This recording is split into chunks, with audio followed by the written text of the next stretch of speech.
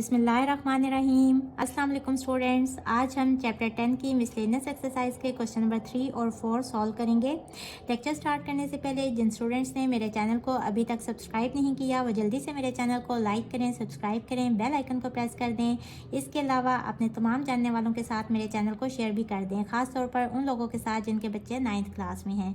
तो स्टार्ट करते हैं। Question number 3 is construct a right isosceles triangle. अब आइसोसीलस ट्रायंगल कौन सी ट्रायंगल होती है जिसकी 2 साइड्स इक्वल लेंथ की होती हैं और वो राइट भी है, यानी कि उसका एक एंगल 90 डिग्री का भी होना चाहिए।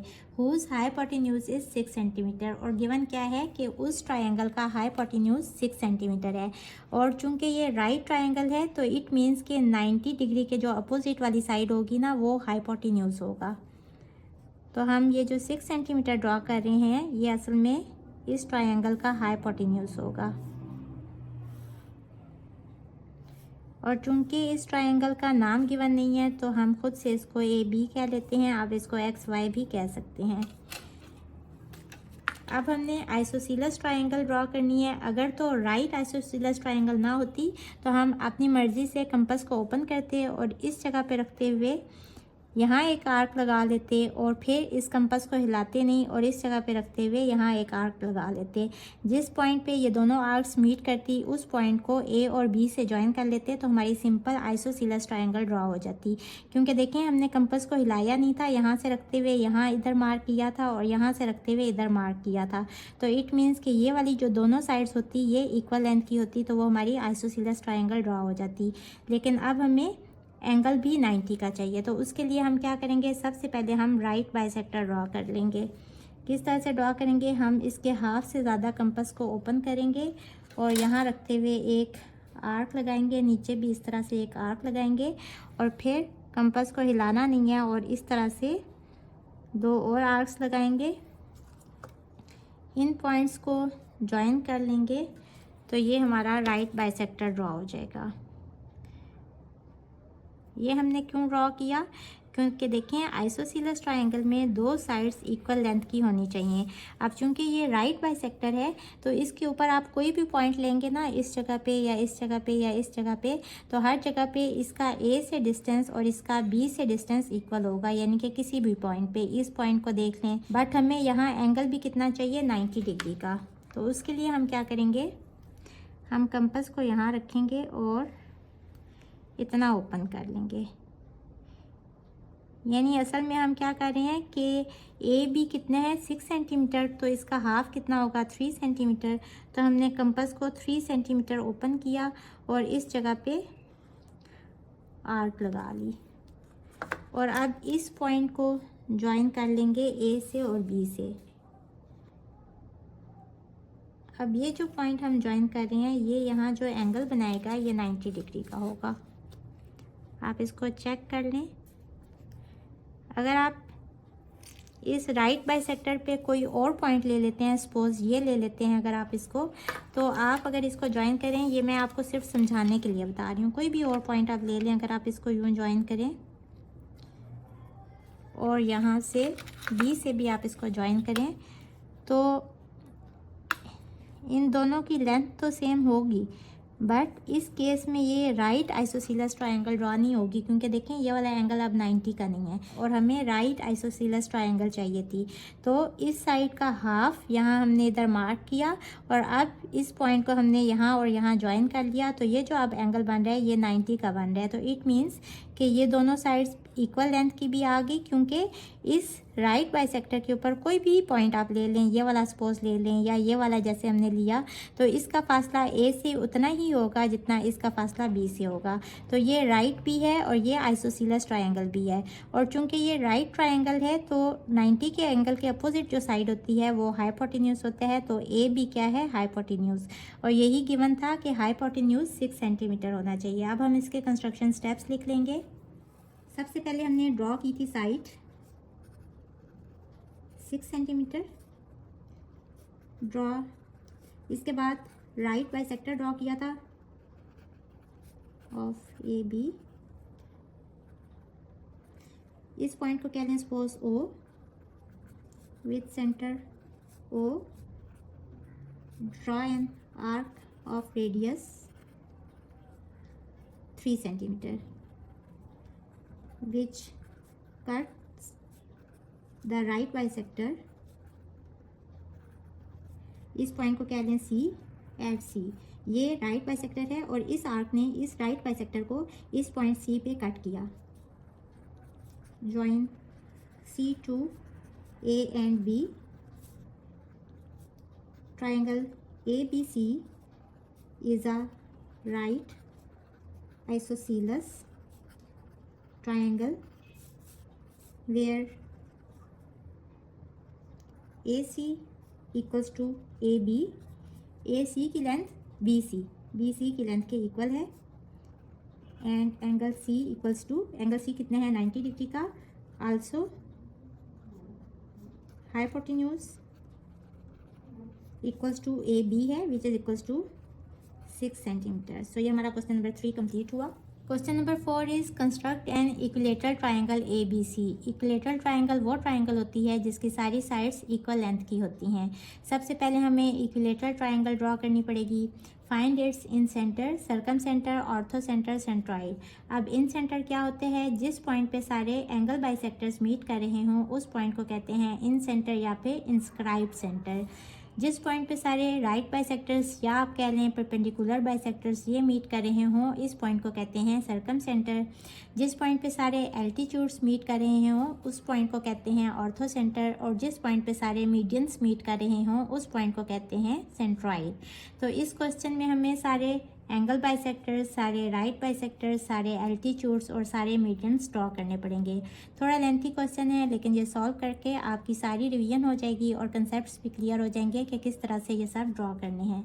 डू दे कंसाइड, इसके बाद हमने बताना है अगर वो सारे एक ही हों यानी एक ही तरह से ड्रॉ हो रहे हों एक दूसरे के ऊपर तो हम कहेंगे कि ये सारे कंसाइड हैं। क्योंकि ये इक्विलेटरल ट्राइंगल है तो ये सब एक ही होंगे। तो चलें इसको सॉल्व करते हैं। चूँकि इक्विलेटरल ट्राइंगल ड्रॉ करनी है तो आप अपनी मर्ज़ी की यहाँ एक लाइन ड्रॉ कर लें। मैं 5 सेंटीमीटर की लाइन ड्रॉ कर रही हूँ। आप इसकी लेंथ अपनी मर्ज़ी से रख लें, 4 सेंटीमीटर, 6 सेंटीमीटर, जितनी भी आप चाहें। और चूँकि ट्राइंगल है ए बी सी तो इस साइड को कह लें ए बी। अब यहाँ से क्योंकि ये 5 सेंटीमीटर है तो इतनी ही कंपास ओपन करें, या आप यहाँ से रख के 5 सेंटीमीटर ओपन कर लें या यहाँ रख के, क्योंकि इक्विलेटरल ट्राइंगल है तो इसकी सारी साइड्स इक्वल होनी चाहिए। यहाँ आर्क लगाई और इसी तरह ए पे रखते हुए भी आर्क लगाई। अब जिस पॉइंट पे ये आर्क मीट कर रही है इस पॉइंट को कह लें सी। अब चूँकि ये आर्क्स हमने 5 सेंटीमीटर की लगाई हैं तो ये साइड भी 5 सेंटीमीटर की ही होगी और ये वाली साइड भी 5 सेंटीमीटर की होगी। तो ये हमारी इक्विलेटरल ट्राइंगल कंस्ट्रक्ट होगी। इसके बाद हमने इन सेंटर यानी कि इंस्क्राइब्ड सेंटर ड्रॉ करना है। और वो किस तरह से हम फाइंड करेंगे, सबसे पहले हमने एंगल बाइसेक्टर्स ड्रॉ करने हैं। एंगल बाइसेक्टर ड्रॉ करने का क्या तरीका है, इस तरह से आप ये आर्क लगाएं। अब इसको अपनी मर्ज़ी से खोल दें, इसके हाफ से ज़्यादा थोड़ा सा खोल दें, इसके हाफ से ज़्यादा इतना खोल दें। इस तरह इस पॉइंट पे रखते हुए ऐसे एक आर्क लगाएं और इस पॉइंट पे रखते हुए इस तरह से आर्क लगाएं। अब इस पॉइंट को हमने इस वर्टेक्स से जॉइन करना है। तो ये जो हमारी लाइन ड्रॉ होगी ये एंगल बाइसेक्टर है। इसके बाद हम ए का भी एंगल बाइसेक्टर ड्रॉ कर लेंगे। यहाँ रखते हुए इस तरह से आप ऐसे लाइन लगाएं, फिर इस आर्क के हाथ से ज़्यादा इस तरह से आर्क ओपन करें, कंपास ओपन करें और इस तरह से 2 आर्क्स लगाएं। अच्छा, मैं इसका भी अभी ही कर लेती हूँ ताकि फिर एक ही दफ़ा इनको हम ज्वाइन कर लें।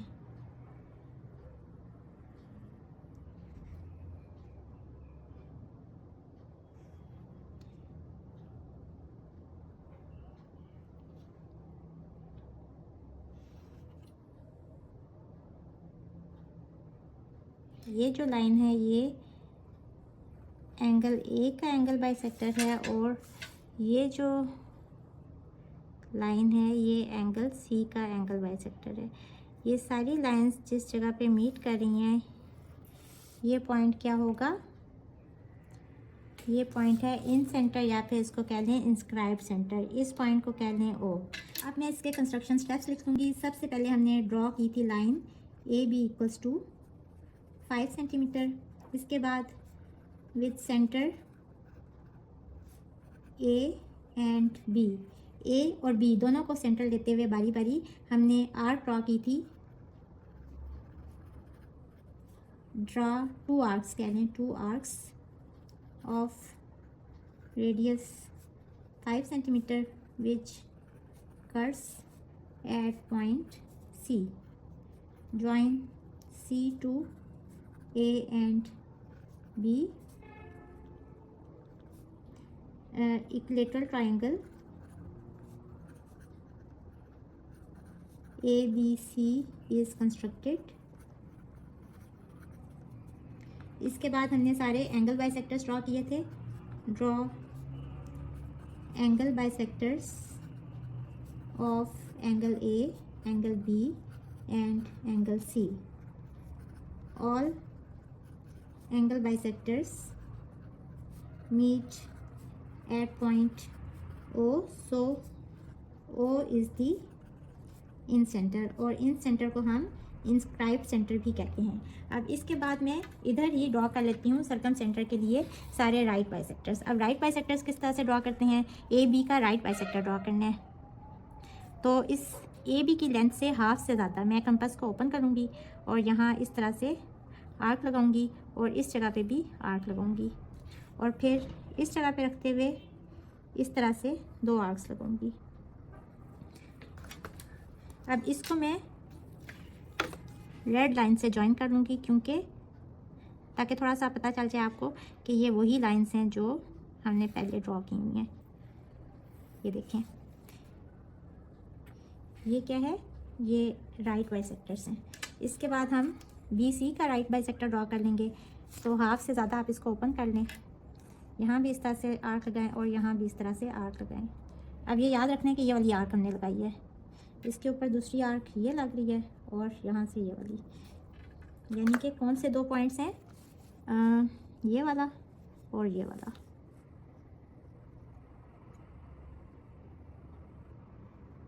ये ठीक है। और इसके बाद ए सी का राइट बाइसेक्टर ड्रॉ करेंगे।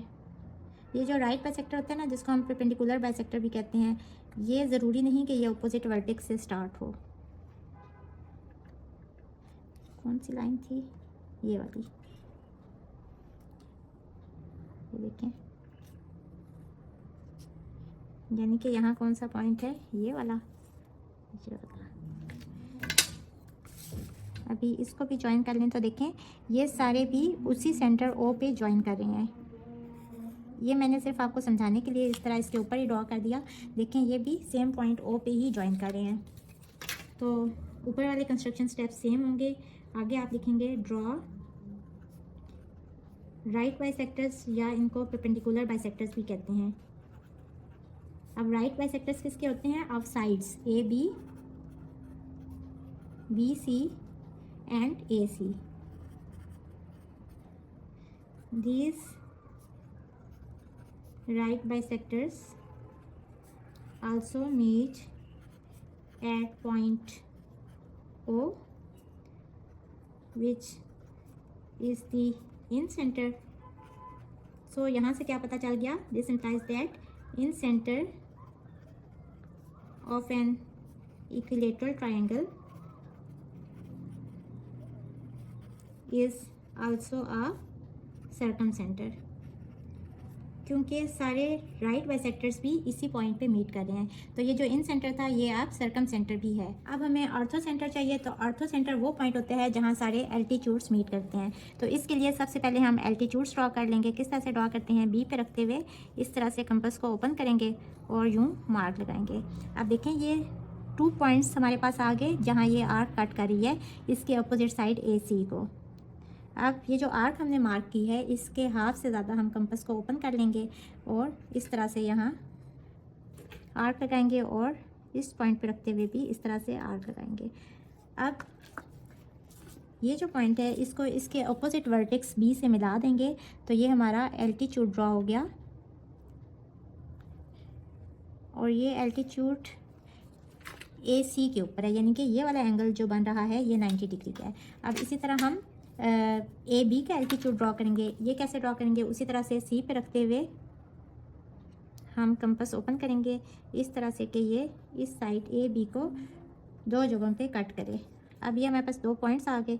इन पॉइंट्स को अब इस आर्क के हाफ से ज़्यादा हमने कंपास को ओपन करना है इस तरह से यूँ, और यहाँ रखते हुए ऐसे एक आर्क मार्क करेंगे और इस जगह पे भी रखते हुए इस तरह से एक और आर्क मार्क करेंगे और इस पॉइंट को भी इसके अपोजिट वर्टेक्स से ज्वाइन कर लेंगे, यानी कि सी से। अपोजिट वर्टेक्स क्या होता है, पॉइंट, यानी कि इसके अपोजिट ये वाला पॉइंट है। ठीक है, तो ये हमारा एल्टीट्यूड ड्रॉ हो गया ए बी का। अब हमें बी सी का एल्टीट्यूड ड्रॉ करना है। तो बी सी के अपोजिट जो वर्टेक्स है वो है ए, तो ए के ऊपर रखते हुए हमने कंपास को इस तरह से खोलना है अपनी मर्ज़ी से कि ये इस साइड बी सी को 2 पार्ट्स में 2 जगहों पे इंटरसेक्ट करे इस तरह से। अब 2 पॉइंट्स आ गए, यहाँ रखते हुए हाफ से ज़्यादा ये जो आर्क मार्क की है इसके हाफ से ज़्यादा कंपास ओपन करेंगे और इस तरह से एक आर्क ड्रॉ करेंगे और फिर इस जगह पे रखते हुए भी इस जगह आर्क मार्क करेंगे। ये याद रहे कि जो बाकी सारी चीज़ें ना राइट बाइसेक्टर्स के अलावा, यानी कि जो हम मीडियन फाइंड करते हैं या जो हम एल्टीट्यूड फाइंड कर रहे हैं या जो हमने एंगल बाइसेक्टर्स ड्रॉ की है, वो सारे इसके अपोजिट वर्टेक्स से स्टार्ट होते हैं। लेकिन सिर्फ राइट बाइसेक्टर्स ऐसे हैं जो कि अपोजिट वर्टेक्स से स्टार्ट नहीं होते। ये देखें, ये इस पॉइंट ओ पे मीट कर रहे हैं। अगर मैं पिछली वाली डायग्राम के ऊपर ही ये ड्रॉ कर देती तो आपको ये पता चल जाता कि ये जो ओ है यही इन सेंटर भी है और यही सर्कम सेंटर भी है। और आप देखें यहाँ सारे एल्टीट्यूड्स भी मीट कर रहे हैं, तो अब ये ऑर्थो सेंटर भी हो गया। तो हम बाकी वाले स्टेप सेम लिखेंगे और आगे क्या लिखेंगे, जहाँ तक हमने ट्राइंगल इक्विलेटरल ट्राइंगल कंस्ट्रक्ट की थी वहाँ तक सारे स्टेप सेम लिखें और आगे लिखें draw altitudes of A B, B C, A B का ये एल्टीट्यूड है, बी सी का ये एल्टीट्यूड है एंड ए सी का ये एल्टीट्यूड है। All altitudes meet at point O where O, यहाँ लिखें so O is the orthocentre. Also O is the point where all angle bisectors and all angle bisectors के बाद हमने right bisectors draw किए थे and all right bisectors meet, so O is also in center and circumcenter। अब हम सारी sides के medians भी ड्रॉ कर लेंगे और जिस पॉइंट पे सारे मीडियंस मीट कर रहे होंगे वो पॉइंट कहलाता है सेंट्रॉइड। ए बी की लेंथ के हाफ से ज़्यादा कंपास को ओपन कर लें और 2 आर्क्स मार्क करेंगे इस तरह से और इस तरह से, और फिर ए पे भी रखते हुए 2 आर्क्स मार्क करेंगे इस तरह से। अब इन आर्क्स को डॉटेड लाइन से ज्वाइन कर लेंगे, क्यों, क्योंकि मीडियंस के लिए हमें मिड पॉइंट चाहिए।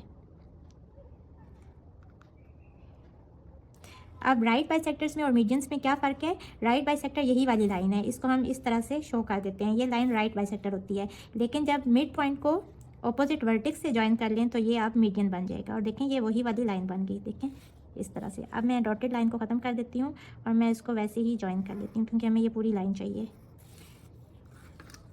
अब इसी तरह हम बी सी का इसकी लेंथ के हाफ से ज़्यादा कंपास ओपन करेंगे और इस तरह से 2 आर्क्स मार्क कर लेंगे और सी पे रखते हुए भी 2 आर्क्स इस तरह से और यहाँ भी इस तरह से।